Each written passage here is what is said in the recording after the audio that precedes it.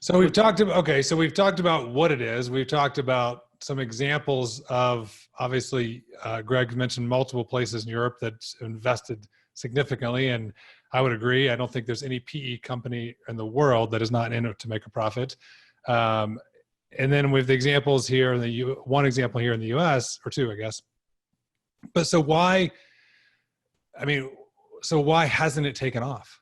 Yeah, I mean, like in the U.S. specifically, I mean, if you're telling me that the PEs have gotten behind it in a major multi-billion-dollar way in Europe, they typically, repeat their model, right? Rinse and repeat everywhere else. So why is that not happening? And I think the other thing that's really interesting, and Nate just said it too, is that with Rio Blanco, why are none of the larger ISPs wanting to jump on that? It seems like a no-brainer. In Jeff's backyard, Utopia Fiber is another Muni-based fiber solution across multiple municipalities that's done probably one of the largest networks that I know of that's open access. And I think they have 11 different providers, and I'm looking at their website right now. I've never heard of any of them, and they're obviously growing leaps and bounds. What's going on, guys? Why are we Americans not all over this? I mean, this group is, but what's going on? The dial-up. Remember all the companies, the dial-up, the ISPs? They were everywhere, right?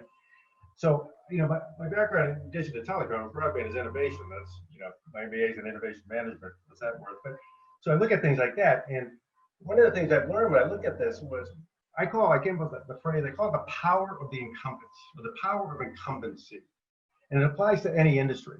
I was doing some work with some ocean tech people locally, and this industry moves so slow. And I'm like, no, every big industry moves slow because the dominant players like being the dominant players. Why do they want the game to change? They own the game, right? So I think in the US, what you're facing is just a disinformation campaign around 5G, which has gone on long enough, right? It's a 15-year hype cycle, folks. And so you have the incumbent spending, Verizon and AT&T spend $1 billion each a year of marketing. Comcast and Charter, Spectrum, they just have monopolies about 67, 80% of the country. And they're powerful, right? They pay, the game, right? I have a thing, years ago I said, all local loops are local. And I meant technology, this neighborhood for DSL, this neighborhood for GPON. But now, and then Tip O'Neill once said, all politics. So if A equals B and B equals C, then all local loops are political. Sadly, that's true.